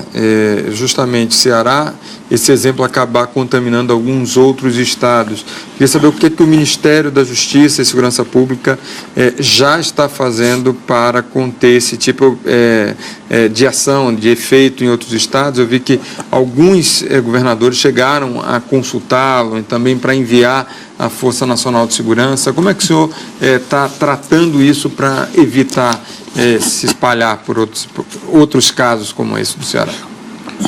Uma das medidas tomadas na reestruturação do Ministério foi a criação de uma diretoria de inteligência no âmbito do sistema prisional. Bem, nós temos organizações criminosas sediadas, muitas delas dentro das prisões brasileiras. E nós temos um sistema de inteligência ainda que precisa ser muito aprimorado. Uma das ideias foi criar uma diretoria de inteligência e com suas ramificações para que nós tenhamos informações melhores sobre eventualidades dessa espécie.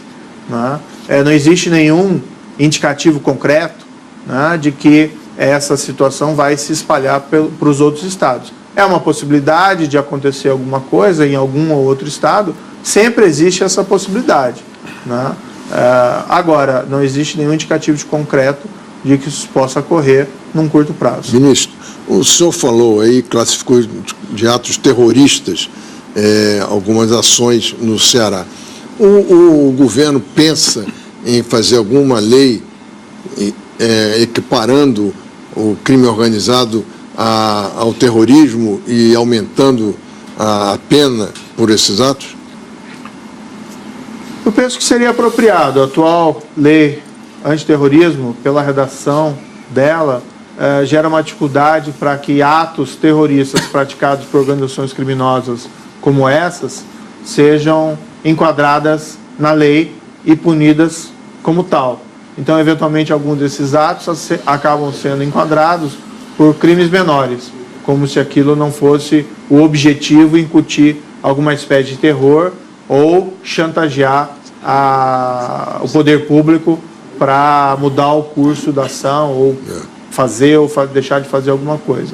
Então há essa possibilidade, existe até um projeto de lei interessante no Congresso, que foi apresentado pelo senador Lazier Martins e que pode ser aproveitado com esse propósito. E veja, nós estamos falando de organizações criminosas, não há nenhuma dúvida da natureza dessas organizações. Nós não estamos falando, existe às vezes um receio, a meu ver, infundado, de que a lei antiterrorismo seja utilizada, vamos ver, para coibir liberdade de expressão, liberdade de imprensa, liberdade de manifestação. Não é evidentemente o caso. Ministro, eu quero falar do pacote do ministro Moro lá no Congresso. Um pouco das iniciativas, alguns pontos que o senhor já falou, inclusive no discurso de posse. Queria primeiro perguntar para o senhor quais são os pontos inegociáveis do pacote do Ministério da Justiça e Segurança Pública junto ao Congresso. Olha, quando um dos motivadores da minha aceitação para o cargo de ministro da Justiça e da Segurança Pública, eu fui convidar com então presidente eleito, o Jair Bolsonaro, no Rio de Janeiro, e eu levei uma série de proposições.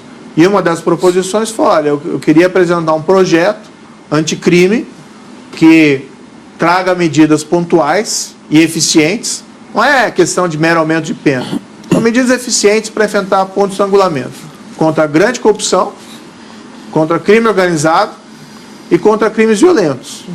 E, na oportunidade, foi muito bem recebido essa proposição pelo presidente. O presidente, inclusive, me falou, é isso exatamente que eu quero que você faça dentro do Ministério. Nós precisamos ser firmes contra corrupção, nós precisamos ser firmes contra crime organizado e contra crimes violentos.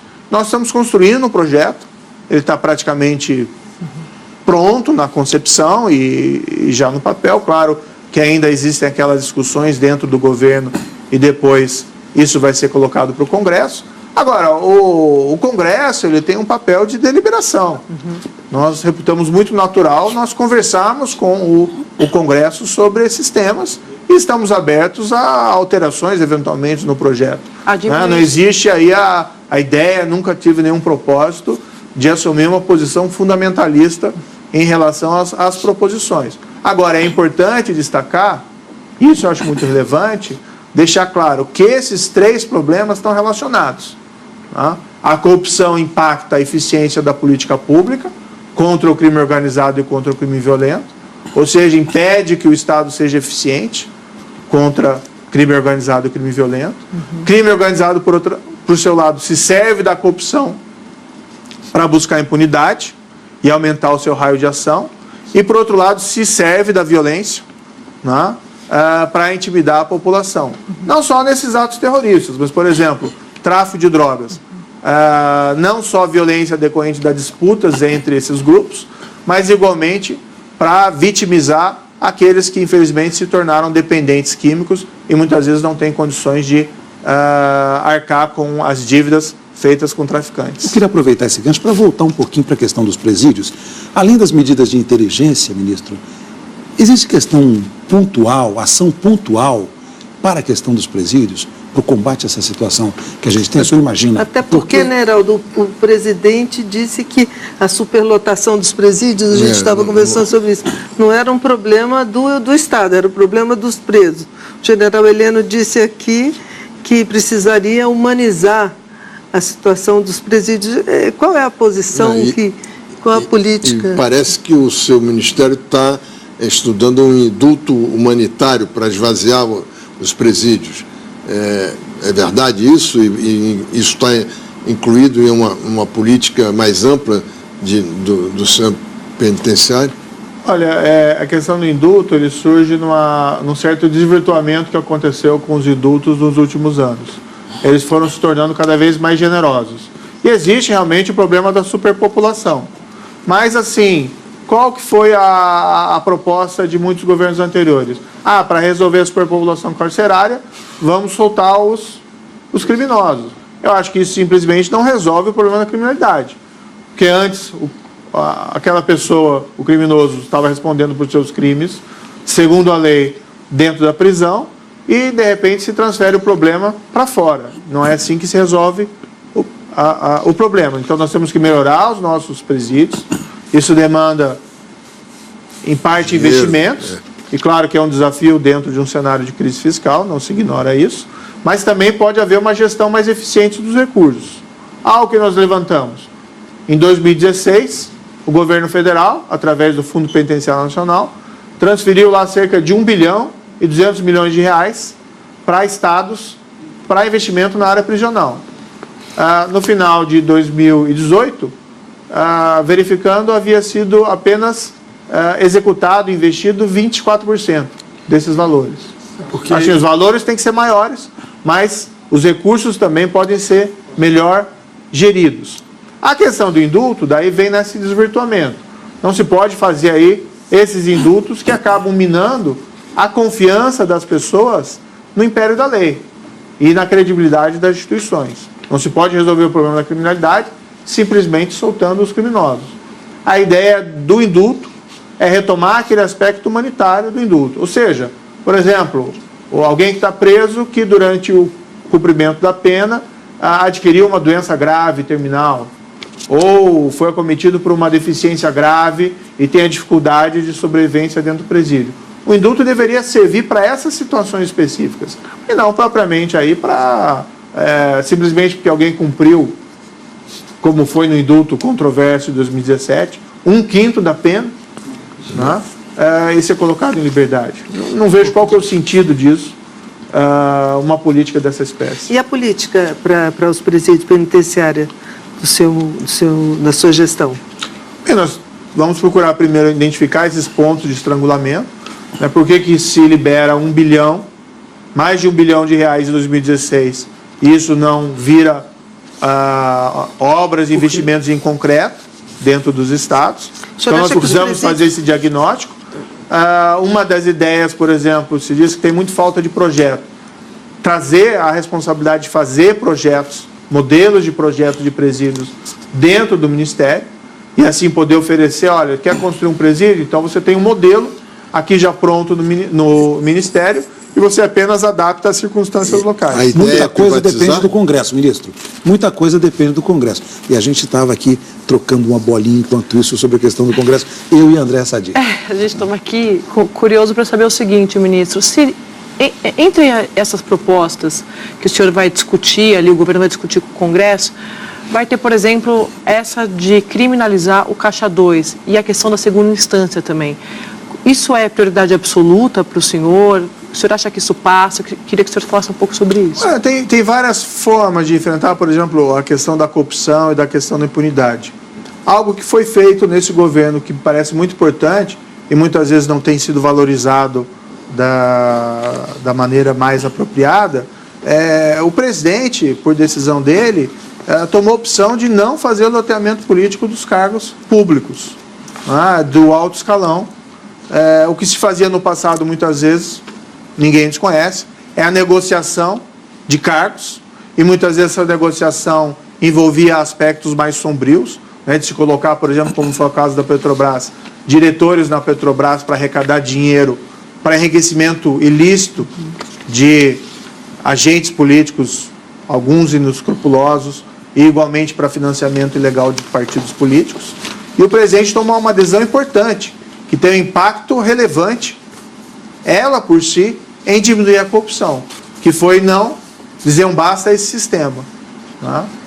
Levar a relação com a política, com o mundo político, com o Congresso, para um nível mais qualificado, um nível de debate, um nível da discussão. Algumas propostas que nós estamos colocando no projeto me parecem absolutamente necessárias. Qual é a minha visão? Nós tivemos aí, nos últimos anos, uma escalada do poderio do crime organizado, uma escalada do crime violento, nós tivemos todos esses escândalos de corrupção e nós não vimos uma ação muito efetiva, especialmente no que se refere à impunidade da grande corrupção, da parte do governo federal. E como é que o cidadão deve ter se sentido? Eu me senti assim, poxa, será que o governo não vai fazer nada diante desses escândalos de corrupção? Será que a única resposta possível do governo é dizer que vai respeitar a ação da justiça, que não vai atrapalhar? A meu ver, é o contrário. O governo federal tem a responsabilidade da liderança. É ele que tem que guiar o país na direção certa. Embora possa haver controvérsia quanto à direção certa, é evidente que a impunidade da grande corrupção é algo inaceitável. Então, dentro desse projeto, nós vamos colocar, sim, a execução em segunda instância, como foi já entendido pelo Supremo Tribunal Federal, diversas vezes desde 2006, que isso é consistente com a nossa Constituição. Ministro, o senhor acha que a pressão popular, ou o senhor vai querer usar o seu prestígio popular para pressionar o Congresso a aprovar essas medidas que são dificilmente seriam aprovadas de outra maneira, porque atingem muitos parlamentares, Eu acho que os parlamentares são sensíveis aí ao bom debate e também à opinião pública. Se nós conseguirmos convencer a opinião pública de que essas medidas são acertadas, me parece que existe, há tempos eu lembro de ter visto uma pesquisa de opinião pública dizendo que eram favoráveis mais de 80% dos brasileiros à execução em segunda instância. E me parece que é uma questão óbvia, o brasileiro quer ver as coisas funcionarem. Porque um processo judicial, criminal, que nunca chega ao fim, é evidentemente algo que não funciona, que gera impunidade de grandes crimes. E quem está do outro lado, quem que é vítima? É o povo brasileiro. Às vezes você tem uma vítima determinada, às vezes tem toda a sociedade. Então as pessoas querem que o sistema funcione, respeitando os direitos. Eu acho que é possível convencer os parlamentares de que essa é uma medida acertada. Eu acho que eles estão abertos a essas possibilidades. Ministro, porque tem duas questões. Uma é a autossobrevivência do parlamento. Tem muito parlamentar que está sendo investigado mesmo, inclusive pela Lava Jato. Então tem um espírito de corpo que pode criar uma resistência. Isso pode ser um empecilho. E outra questão que eu coloco é o seguinte: tem a reforma da Previdência, que é considerada a prioridade das prioridades desse governo. Dá para aprovar tudo ao mesmo tempo agora? Ou seja, esse pacote que o senhor está propondo e a reforma da Previdência do ministro Paulo Guedes? Eu acho que bem debatido, há espaço para as duas mudanças. Não vejo assim necessariamente que uma prejudica a outra. Até porque a questão da necessidade de um projeto consistente contra a corrupção, crime organizado e o crime violento é uma medida que atende aos anseios populares. É como uma medida da espécie que o governo ganha credibilidade, que ganha confiança. Capital político que pode utilizar também para a utilização de outras reformas, essas talvez não tão populares, como muitas vezes alguns dizem quanto à reforma da Previdência. Ministro, o ministro Onyx Lorenzoni também foi citado aí em Caixa 2, ele já deu explicações. O juiz Sérgio Moro sempre foi muito implacável com essas questões. E agora o ministro tem um colega no Ministério devendo essas explicações. Isso lhe dá algum desconforto? Essa flexibilidade que o juiz não tinha e que o ministro tem é sinal de que o senhor realmente veio para a política e deixou o passado de magistrado para trás? Infelizmente, para vir para o Ministério, eu tive que abdicar da carreira de magistratura, mas isso não significa que eu abdiquei dos meus valores. Então, faço essas avaliações. Né? Entra naquela linha assim, olha, não cabe a mim ficar tratando desses casos concretos. O que eu vejo do ministro, ele admitiu o fato e se disse disposto a pagar por eles. Muito mais do que outros fizeram no passado, certo?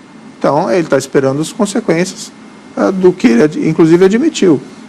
Isso me parece uma posição bastante louvável.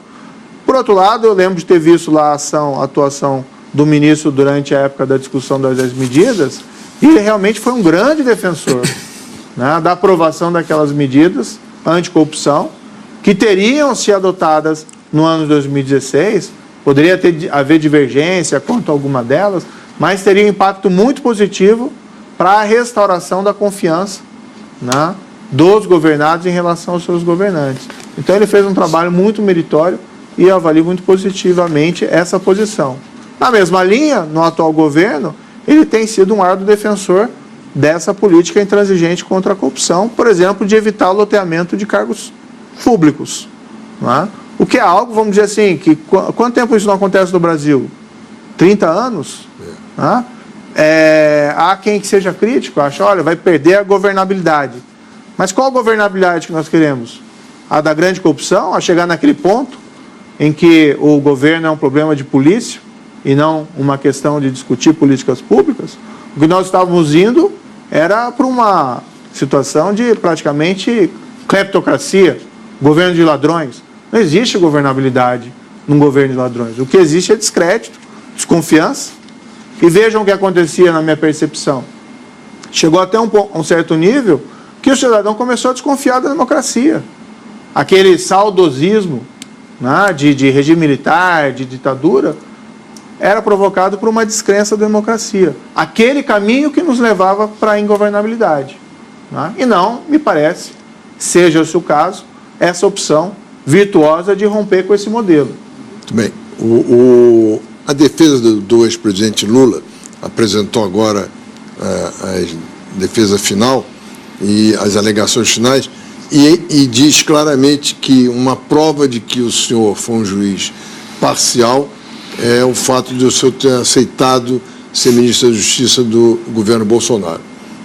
O que o senhor tem a dizer sobre isso? Olha, o caso do ex-presidente Lula, ele faz parte do meu passado, não faz parte do meu presente nem do meu futuro. O fato objetivo é que a decisão que proferi de condenação do ex-presidente foi confirmada pelo Tribunal de Apelação, por 3 embargadores, que permanecem nas suas posições. O que existiu ali, e o que ainda existe, aparentemente nem o fato de eu ter saído da magistratura dos processos eliminou isso, é um álibi falso de perseguição política. Ou seja, existem os fatos. O fato é que a Petrobras durante o governo do ex-presidente, mesmo depois, foi saqueada, né? Num volume, às vezes, sem paralelo no mundo.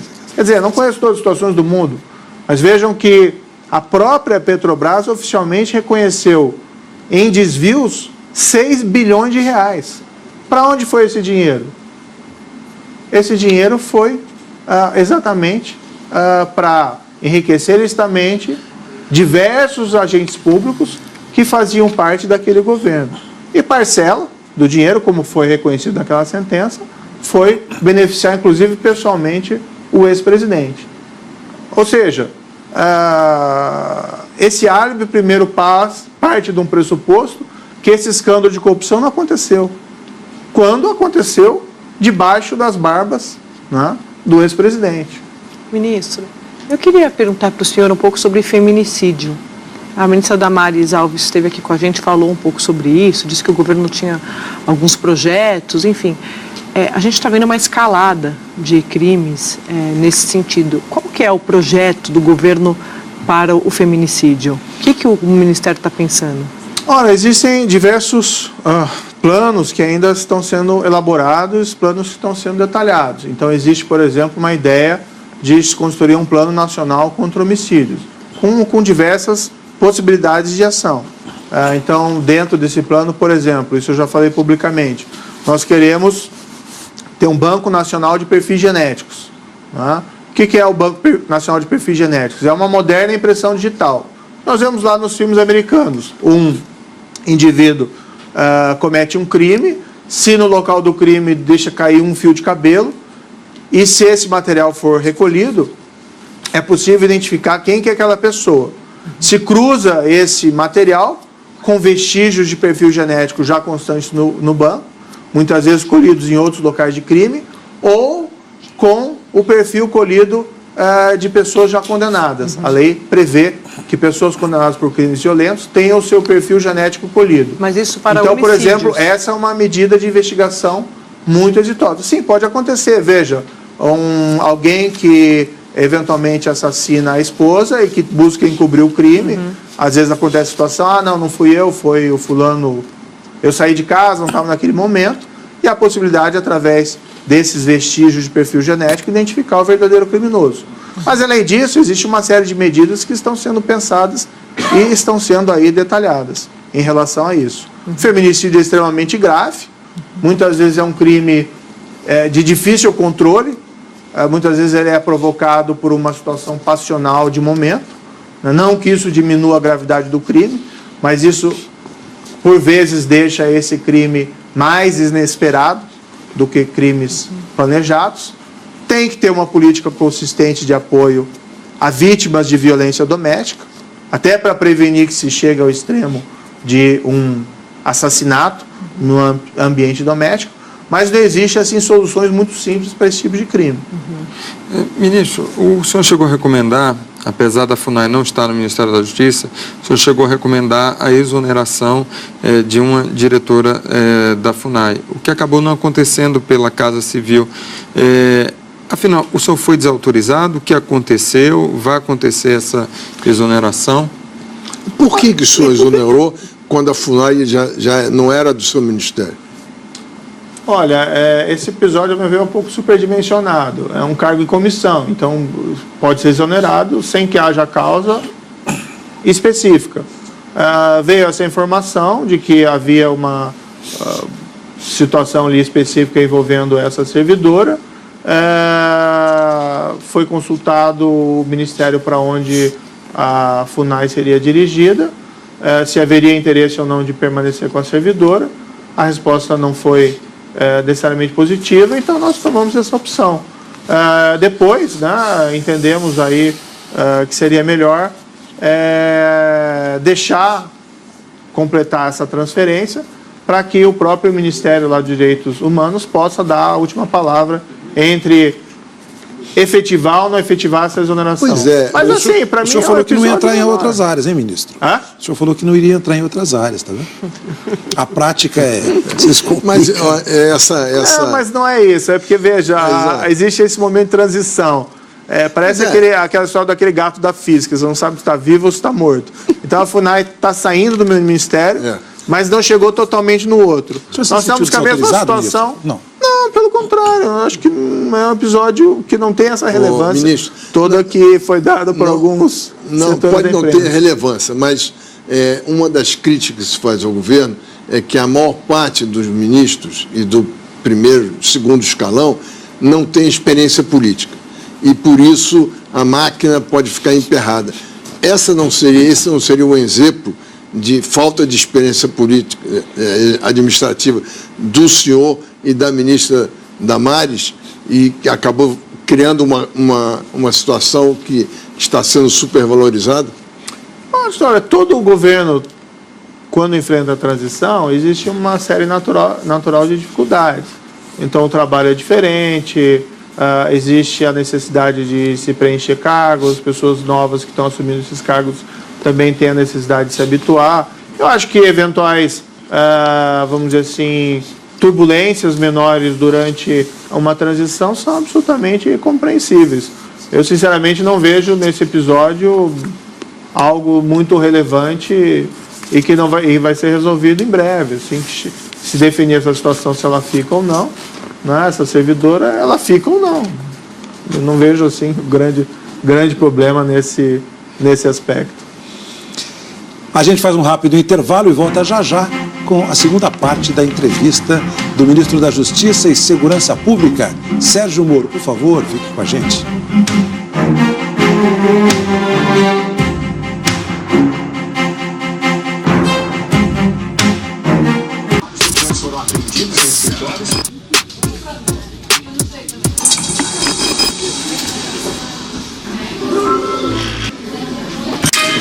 This is my first official act.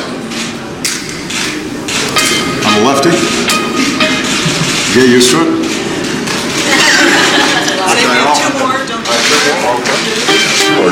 Ladies and gentlemen, the president. I stand here today humbled, grateful.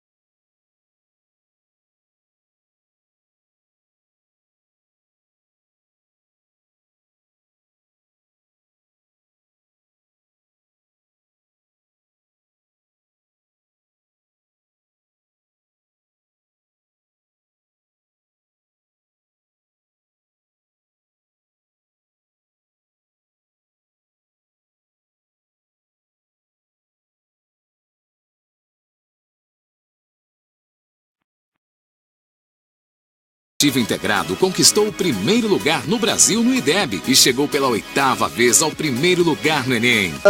De uma arma que não é uma arma de um potencial, vamos dizer, danoso como um fuzil ou uma metralhadora, e na sua residência. Proposta agora para o senhor. A gente sempre faz aqui no quadro um ping-pong, um bate-bola rápido, a gente vai passando, pergunta-resposta. O senhor topa? Pode ser? Eu também tenho que responder rápido? Esse que é o ponto relevante, né? Eu vou fazer uma primeira pergunta para o senhor no ping-pong. Ministro, o senhor tem medo do quê? Medo, olha, eu já tive tantos casos complicados no passado, a gente fala muito dos casos de corrupção, mas já tive casos envolvendo lideranças criminosas organizadas, de grandes grupos brasileiros, estrangeiros, se vai calejando, né? Como se diz. Eu diria no momento o receio mais é não cumprir as expectativas. São grandes expectativas depositadas, não só no governo, mas também no meu trabalho como ministro. O receio principal é não poder corresponder às expectativas. Ministro, o Heraldo perguntou de medo, eu vou perguntar de vontade. O senhor tem vontade de virar ministro do Supremo? Não, eu acho que essa é uma situação assim, pode acontecer no futuro, como pode acontecer com qualquer outro magistrado ou qualquer outra pessoa fora da magistratura.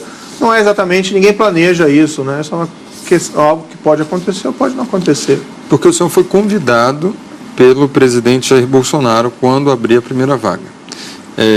O senhor cogita em aceitar essa primeira vaga ou a segunda vaga que eventualmente abrir no... A minha preocupação, a preocupação no momento, se eu for me preocupar em me tornar ministro supremo, eu posso não realizar um bom trabalho. Minha preocupação imediata é ser um bom ministro da Justiça e da Segurança Pública.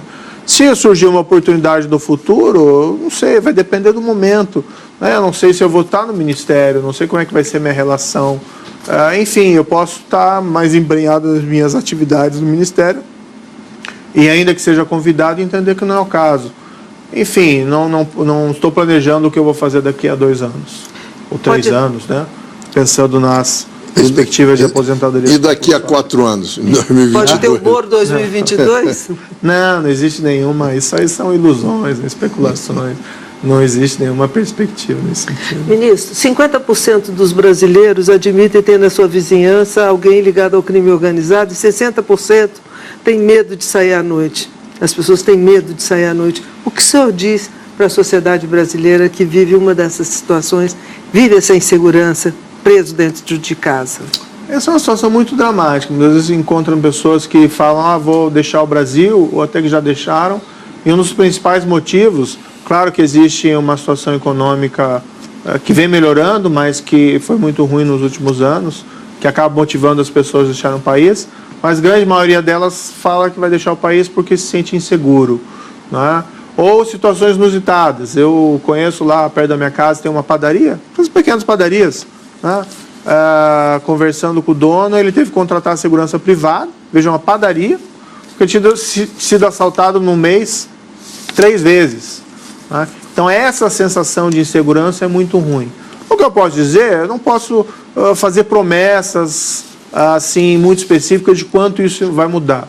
Mas o que eu posso prometer é que o Ministério da Justiça e da Segurança Pública vai fazer todo o seu esforço possível para iniciar um ciclo virtuoso para que essa situação de insegurança real diminua, que as pessoas possam se sentir mais seguras dentro de suas casas ou as ruas, seja de dia ou seja de noite. Ministro, vamos trabalhar intensamente nesse sentido. O senhor é a favor do fim da reeleição? Eu acho que esse é um tema político que não, assim, está fora da minha gama de atribuições no momento. Porque o presidente o presidente Bolsonaro falou sobre isso na campanha, que seria uma das bandeiras, enfim, mas dentro do governo, como ministro, o senhor vê como positivo? Há prós e contras na reeleição. Eu, sinceramente, não tenho uma opinião absolutamente firmada a esse respeito. A respeito tanto de quem tem a opinião que é algo positivo, como também existem aquelas críticas que acham que isso pode ser um elemento deteriorador da política. Mas, assim, o meu trabalho é basicamente justiça e segurança pública. Isso é um pouco como ficar falando da taxa de juros ou de outra política que não é da minha pasta. Então, não podemos encerrar essa entrevista sem falar do caso Marielle.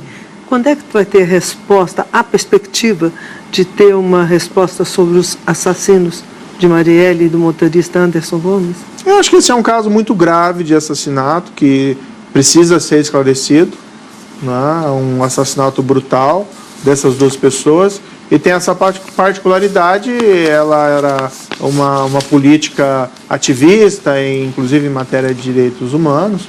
É possível que esse assassinato tenha motivações políticas ou de alguma espécie, então é importante que esses fatos sejam esclarecidos.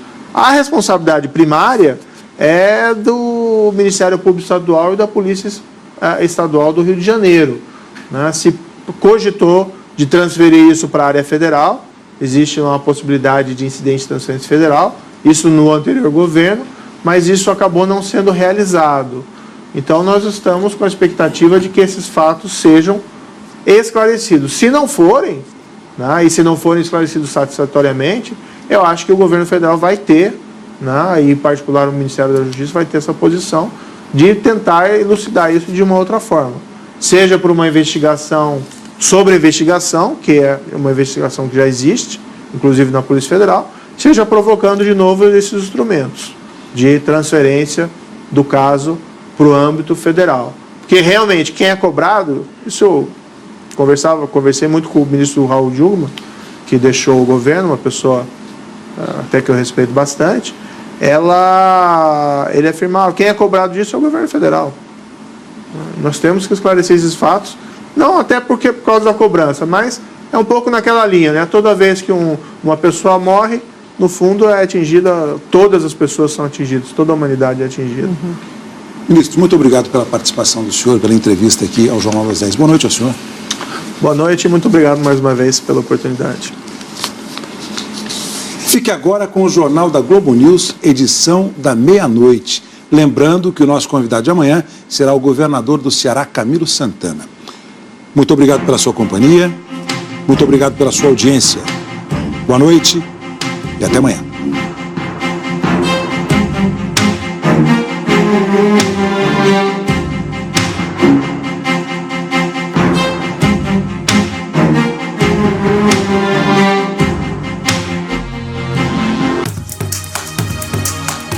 Jornal das 10. Apoio Renault Capture, design à primeira vista. E XP Investimentos, mudando para sempre seu jeito de investir.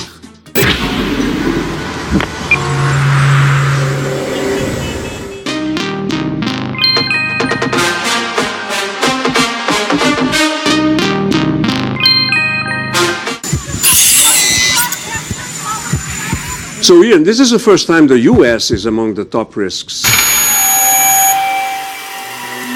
In 21 years of running Eurasia Group, the United States domestically has never been on this top risks report. President Trump is actually a danger. In 2019, of all of the geopolitical variables that we follow at Eurasia Group, is heading in a negative direction. And there is no way